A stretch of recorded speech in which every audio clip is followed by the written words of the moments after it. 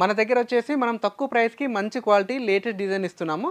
So ఈ దీంట్లో వచ్చేసి తక్కువ అంటే మన ప్రైసెస్ ఏంటంటే షర్ట్స్లలో వచ్చేసి మీకు 170 రూపీస్ నుంచి 350 రూపీస్ వరకు షర్ట్స్ ఉంది.